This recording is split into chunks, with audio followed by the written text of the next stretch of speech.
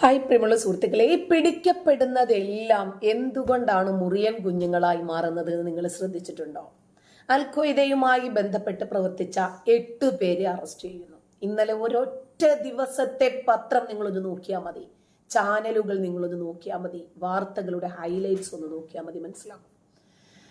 ഏതാണ്ട് 78ഓളം ആളുകളെ വിചാരണ ചെയ്യുകയും 30 ആളുകളെ വധശിക്ഷയ്ക്ക് വിധിക്കുകയും ചെയ്യുന്നു അഹമ്മദാബാദ് ഭീകരാക്രമണവുമായി ബന്ധപ്പെട്ടിട്ട്. അതിനകത്തും ഈരാറ്റുപേട്ടയിൽ നിന്ന് 3 മുറിയൻ കുഞ്ഞുങ്ങളാണ് പ്രതികളായി വന്നിട്ടുള്ളത്. ലഹരി കടത്തുമായി ബന്ധപ്പെട്ടിട്ട് അതിലും പിടിച്ച 13 പേർ, 2 അപ്പിക്കുപ്പായക്കാരികൾ അടക്കം 7ഓളം മുറിയൻ കുഞ്ഞുങ്ങൾ. ഇതെന്തു ഇത്? മലദ്വാർ ഗോൾഡ്, മുക്കി തൂറി വെക്കുന്നു ഗോൾഡ്. ഇതിനൊക്കെ എന്തിന്റെ സോക്കേടാണ്? പെട്ടെന്ന് പണമുണ്ടാക്കാൻ, ആഡംബരപൂർവം ജീവിക്കാൻ, ലോകത്തെ വിലക്കെടുക്കാൻ, ഗൾഫിലൊക്കെ പോയി അറബികളുടെ ഒക്കെ ജീവിത രീതികളൊക്കെ കണ്ടു കഴിയുമ്പോൾ അതുപോലെ ഒന്ന് ജീവിക്കണം, അവരെ ഒന്ന് എമിറ്റേറ്റ് ചെയ്യാനൊരു താല്പര്യം. ഇതൊക്കെയാണ് ഇവരെ ഇങ്ങനെ പണം ഉണ്ടാക്കാൻ പ്രേരിപ്പിക്കുന്നത്. എവിടെയും. അതുകൊണ്ട് തന്നെ KT ജലീൽ പറയുന്നു, അതെവിടെയാ? നിയമസഭയിലാ പറയുന്നത്. ഏത് രൂപത്തിലുള്ള അഴിമതി, അക്രമം, കൊള്ള, കൊല, ബലാത്കാരം, അവയവ കച്ചവടം, ലഹരി തുടങ്ങിയ എല്ലാ, ഉമ്മറം ഗോൾഡ്, മലദ്വാർ ഗോൾഡ്, എല്ലാത്തിലും മദ്രസകളിൽ പഠിച്ച പ്രോഡക്റ്റുകൾ പ്രത്യക്ഷപ്പെടുന്നു. ഇത് തന്നെ കുറെ കാലങ്ങൾക്ക് മുമ്പ് കൊടും ഭീകരനായിട്ടുള്ള ദി ഡേഞ്ചറസ് പേഴ്സൺ എന്ന് പറഞ്ഞ അബ്ദുൽ നാസർ മദനിയും പറഞ്ഞിട്ടുണ്ട്. മറ്റുള്ളവർക്കൊക്കെ അറിയാമെങ്കിൽ അവരൊന്നും പറയത്തില്ല, പേടിയാ. അപ്പോ എന്തുകൊണ്ടാണ് ഇവർ ഇങ്ങനെ പ്രവർത്തിക്കുന്നത് എന്നതൊന്ന് ചിന്തിക്കണം. ന്യൂനപക്ഷമാണെങ്കിൽ ഇരവേട്ട. നമ്മുടെ അബ്ദുള്ള പറഞ്ഞതുപോലെ, നിങ്ങൾ 80% വരുന്ന ആളുകളെ ഞങ്ങൾ 20% വരുന്ന ആളുകൾ ഇല്ലായ്മ ചെയ്യും. ഒന്ന് മാറി നിന്നാൽ മതി പട്ടാളവും പോലീസും. മുഹമ്മദ് സനൂഫ് എന്ന് പറയുന്ന കൊടും ഭീകരൻ ഇന്ത്യയെ തകർക്കാനും പാകിസ്ഥാനെ സഹായിക്കാനും ഇന്ത്യയുടെ മുഖത്ത് കാർക്കിച്ച് തുപ്പാനും അവൻ ഫേസ്ബുക്കിലൂടെ പോസ്റ്റ് ചെയ്യുന്നു. യൂട്യൂബിലൂടെ അവൻ വിഷം വമിപ്പിക്കുന്ന ഇവനെയൊക്കെ വച്ചേക്കാൻ പാടുണ്ടോ? ശരിക്കും രാജ്യവിരുദ്ധതയ്ക്ക് പിടിക്കപ്പെടുന്ന ഒരെണ്ണത്തിനെയും സൂര്യപ്രകാശം കാണിക്കാതെ ആസനത്തിൽ അമിട്ട് വെച്ച് പൊട്ടിക്കുന്ന നിയമമാണ് ഈ രാജ്യത്ത് വേണ്ടത്. സൗദി അറേബ്യ പോലെ, UAE പോലെ, ഖത്തർ പോലെ രാജ്യവിരുദ്ധത എന്ന് പറയുന്നത് ഒരിക്കലും മാപ്പർഹിക്കാത്ത കുറ്റമായിട്ട് കാണുന്ന ഒരു നിയമം നമ്മുടെ രാജ്യത്ത് വരണം. കാരണം മുറിയൻ കുഞ്ഞുങ്ങൾ പെരുകി ഇന്തോനേഷ്യയെയും പാകിസ്ഥാനെയും പിന്തള്ളി 1ാം സ്ഥാനത്തേക്ക് കുതിച്ചുകൊണ്ടിരിക്കുമ്പോൾ നമ്മളുടെ അധപ്പതനം കണ്ടോ? യൂറോപ്യൻ രാജ്യങ്ങളൊക്കെ ഇവരെ ചവിട്ടി പുറത്താക്കിക്കൊണ്ടിരിക്കുകയാണ്. വല വീശി പിടിച്ച് ഓരോ മുറിയൻ കുഞ്ഞുങ്ങളെയും രാജ്യത്ത് നിന്ന് നാട്ടിപ്പായിക്കുകയും ഓരോ എയർപോർട്ടുകളിലും പ്രത്യേകം സ്ക്വാഡുകളെ വെക്കുന്നു. പാസ്പോർട്ട് നോക്കി മുറിയൻ കുഞ്ഞുങ്ങളാണോ അല്ലേ എന്ന് മനസ്സിലാക്കിയിട്ട് തിരിച്ചയക്കാൻ, അല്ലേ? അതെ, ഓസ്ട്രേലിയ അടക്കമുള്ള പല രാജ്യങ്ങളും ഈ മുറിയൻ കുഞ്ഞുങ്ങളെ തെറ്റുകൾക്ക് പിടിക്കപ്പെട്ടാൽ ഒരു വിചാരണയും വേണ്ട, നമ്മുടെ നികുതി പണം തിന്നു കൊഴുക്കുകയും വേണ്ട, നാട് കടത്തുന്ന നിയമം വന്നിരിക്കുന്നു.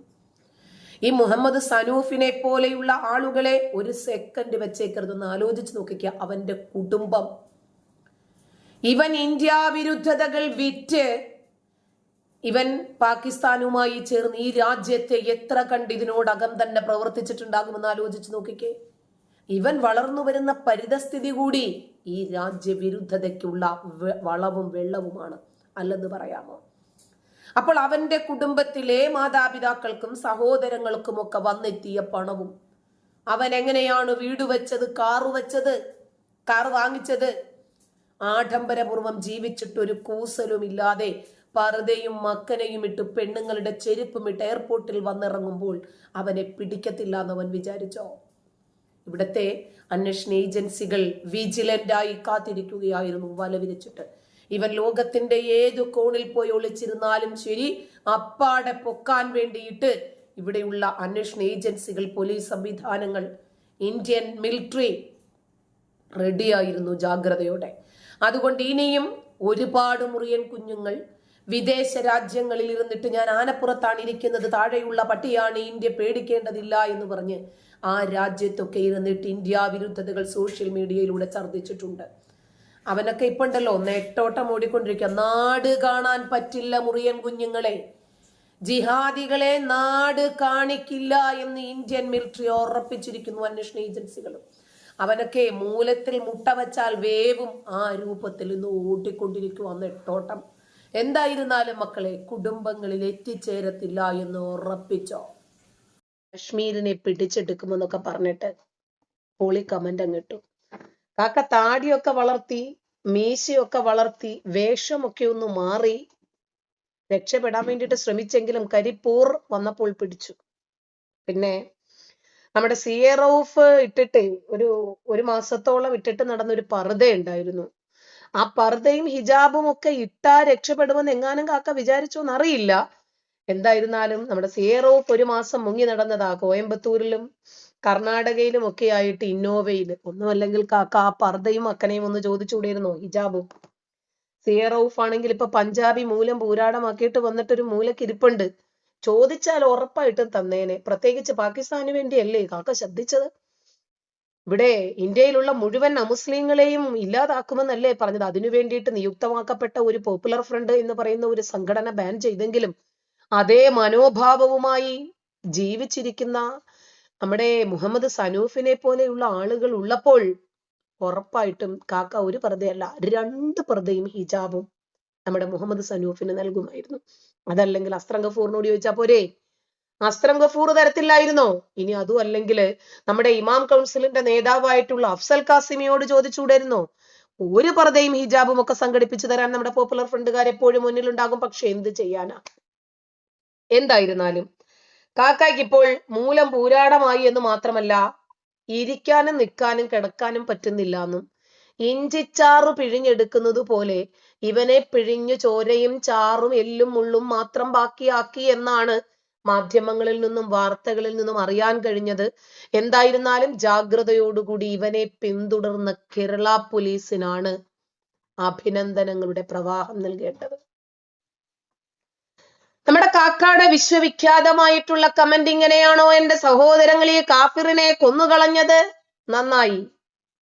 അവർക്ക് അഭിനന്ദനം അറിയിക്കുന്നത് കണ്ടോ, ആ കൈയൊക്കെ ചുരുട്ടിയിട്ട്. ശരി, ഇന്നല്ലെങ്കിൽ നാളെ കാശ്മീര് ഞങ്ങൾ പിടിച്ചെടുക്കും, ഇന്ത്യയിൽ നിന്നും കാശ്മീരിനെ വേർപെടുത്തും, മറ്റ് ലോകരാജ്യങ്ങൾ ഇന്ത്യയെ കാർക്കിച്ചൊത്തുപ്പും. നമ്മുടെ മറ്റവരുണ്ടല്ലോ, ഞാൻ നിന്റെ മുഖത്ത് തുപ്പും തൂറും എന്നൊക്കെ പറയുന്ന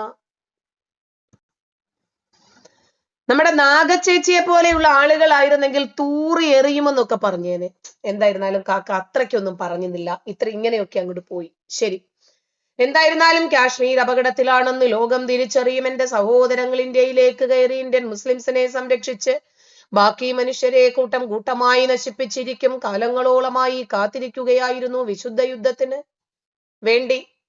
ഞങ്ങളെ ഇന്ത്യൻ ആർമി കൊന്നിരിക്കും. സ്ലീപ്പർ സെൽസിനെ നിങ്ങൾക്ക് കൊല്ലാൻ കഴിയൂ.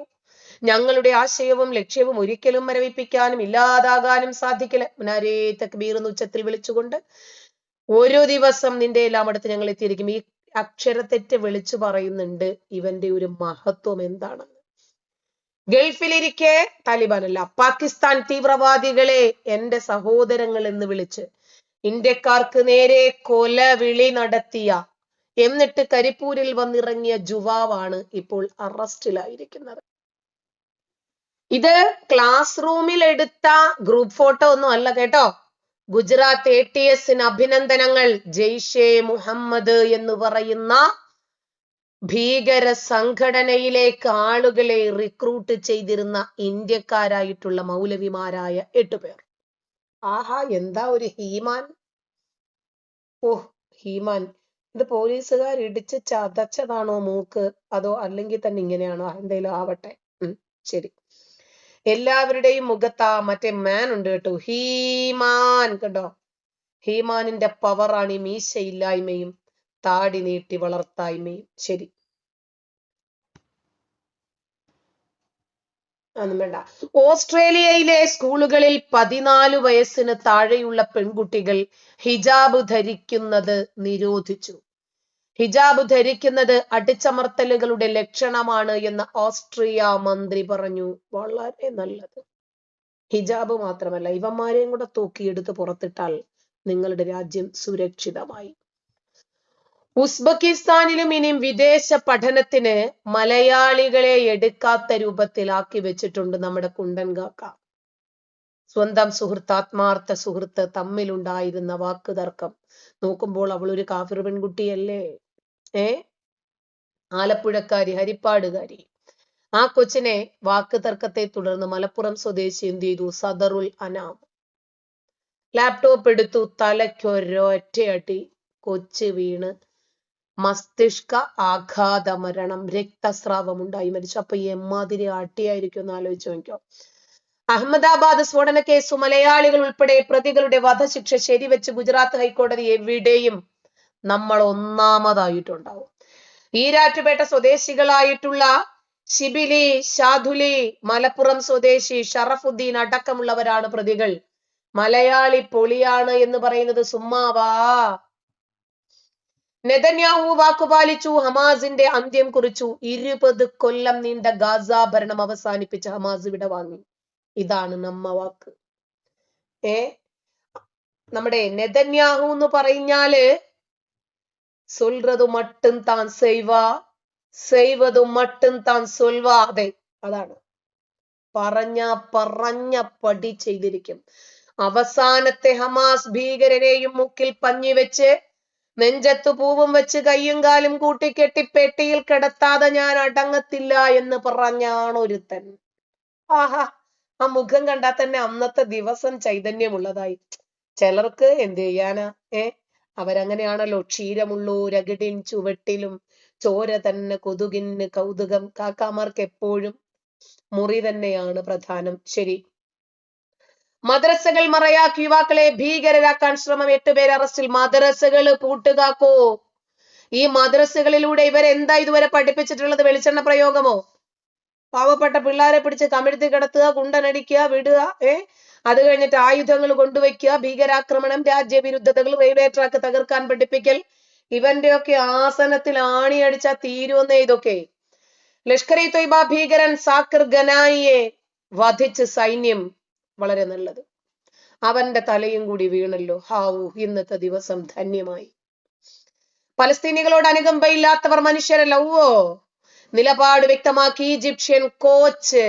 ശരി, ഒറ്റ ഗാസക്കാരനും കയറി വരാതിരിക്കാൻ ഈജിപ്തിന്റെ റാഫ കവാടം അടച്ചതാണ്. എന്തേ അവരോട്, ഈജിപ്തിനോട് കുറച്ച് ഹമാസുകളെ സ്വീകരിക്കാൻ പറയാത്തത് എന്താ? ഗാസക്കാരെ ഖാൻ യൂനിസിൽ നിന്നൊക്കെ കുറച്ച് ആളുകളെ ഒക്കെ സ്വീകരിക്കാൻ പറയാൻ പാടില്ലായിരുന്നോ? ഇസ്രായേൽ ഹമാസ് യുദ്ധം തുടങ്ങിയ സമയത്ത് ആദ്യം അടച്ചത് ഈജിപ്റ്റ് റാഫ കവാടം. ആഹാ, 10 ആൾ പൊക്കത്തിലും അതിലും കെട്ടി, അതിലൂടെ 11 kV കറണ്ടും കടത്തിവിട്ടു. ഇതിൽ കൂടുതൽ അനുകമ്പ വല്ലതും വേണോ കോച്ച് സാഹിബേ? ഇത് ഞങ്ങളുടെ ഒരു പ്രോഗ്രാമാണ് കേട്ടോ. അതിന്റെ പ്രൊമോഷൻ ഞാൻ വേറെ ചെയ്യാം കേട്ടോ. ജൂലൈ 19 കോഴിക്കോട് ടവർ, കൽക്കട്ട ടവറിൽ വെച്ചിട്ടാണ് ഈ പ്രോഗ്രാം. വിവാഹം വയ്യ വേലിയോ. ശരി, നമുക്ക് അന്നേരം നോക്കാം. ജമ്മു കാശ്മീരിലെ ഷോപ്പിയാനിൽ സൈന്യവുമായിട്ടുള്ള ഏറ്റുമുട്ടലിൽ ലഷ്കർ ഇ തൊയ്ബയുടെ ഉന്നത കമാൻഡർ സാക്കിർ ഗനായി. പോട്ടെ, കാക്ക പെട്ടെന്ന് പോയിട്ട് ഹൂറികളെ പ്രാപിക്കട്ടെ. ഇതൊക്കെയാണ് അഷ്റഫ്. നോക്കിയോ, ഇവന്റെ ഒക്കെ ഉള്ളിലിരിപ്പ് കണ്ടോ? ആഹാ ആഹാ, സുന്നത്ത് ചെയ്തു. ഇതൊക്കെ ഇവര് ചെറിയ പ്രായം മുതൽ വീടുകളിൽ പഠിക്കുന്നത് എന്താ പറയുമ്പോ, വാപ്പ ഇവരുടെ മുഖത്ത് നോക്കി വിളിക്കുന്നത് നായിന്റെ മോനെ എന്ന്. കുറച്ച് വളർന്നു കഴിയുമ്പോൾ ഇവന്മാര് തിരിച്ച് വാപ്പായെ വിളിച്ചു തുടങ്ങും നായിന്റെ മോനെ എന്ന്. അതുകൊണ്ട് എല്ലാവരെയും ഇവർ ഇമാതിരി തെറി വിളിക്കാൻ തുടങ്ങി. നരേന്ദ്രമോദിയെ വിളിക്കുന്ന തെറിയാണ്. എന്തായിരുന്നാലും ഇവനും ചരിഞ്ഞു എന്ന് നമുക്ക് അനുമാനിക്കാം. കാരണം ഉടനെ തന്നെ ഇവനും പിടിയിലാകുന്നതുവരെ നമ്മൾ ഈ വിഷയം ലൈവായിട്ട് നിലനിർത്തും. കാരണം അത് നമ്മുടെ ബാധ്യതയാണല്ലോ. മദ്രസ പഠനം കിട്ടിയ ആളുകളെ സംബന്ധിച്ച് കഴിഞ്ഞ വർഷമാണ് നമ്മുടെ ജലീൽ, KT ജലീൽ ഒരു പ്രസ്താവന നടത്തിയത്. മദ്രസ പഠനം നടത്തിയ ആളുകളെ കുറിച്ചിട്ട് നമ്മൾ ഒരു പഠനം നടത്തി നോക്കണം. കള്ള്, കഞ്ചാവ്, ലഹരി, മലദ്വാർ ഗോൾഡ്, ഉമ്മറം ഗോൾഡ്, പ്രണയ ജിഹാദ്, കൊള്ള, കൊല, പിടിച്ചുപറി, തട്ടിപ്പ്, ഇതിനെല്ലാത്തിനും മുറിയൻ കഴിഞ്ഞേ ഉള്ളടാവുവേ വേറെ ഒരാള്. അതുകൊണ്ട് നമ്മൾ എല്ലായിടത്തും ഒന്നാമന്മാരായിരിക്കും. കണ്ടില്ലേ, അതിനകത്തൊരു താത്തമണിയും കൂടി ഉണ്ട് കേട്ടോ. ഓ സുന്ദരി, ഗച്ച് ഗള്ളി. പിന്നെ ഇതെല്ലാം വലിയ പ്രായമൊന്നും ഇല്ലാത്ത ആളുകളാ, പെട്ടെന്ന് പണം ഉണ്ടാക്കാൻ വേണ്ടിയിട്ട് ചുമ്മാ ഉള്ളൊരു ദ്വാരമല്ലേ. പോകുന്ന വഴിക്ക് കുറച്ച് മയക്കുമരുന്നൊക്കെ കയറ്റി, അതല്ലെങ്കിൽ കുറച്ച് സ്വർണം കയറ്റിയിട്ട് മുക്കി തൂറി വെച്ചാൽ വെറുതെ നഷ്ടപ്പെടുവോ? അതുകൊണ്ട് അവര് ബുദ്ധിപൂർവ്വം പ്രവർത്തിക്കുന്നു. 1 വർഷം ഗൾഫിൽ പോകും, എന്തെങ്കിലുമൊക്കെ ചെയ്ത് കഴിഞ്ഞിട്ട് വരുമ്പോഴത്തേക്കിന് ഇവർക്ക് ഓടി കാറ്, 2 നില ബിൽഡിങ്, 2500 സ്ക്വയർ ഫീറ്റില് വീട്, ഇതൊക്കെ എങ്ങനെ ഉണ്ടാക്കുന്നതാ? ഈ ദ്വാരമാണ് ഇവരുടെ ലക്ഷ്യം. കാലിന്റെ ഇട ഇല്ലെങ്കിൽ ഇസ്ലാം നിലനിൽക്കുമായിരുന്നില്ല. നന്ദി.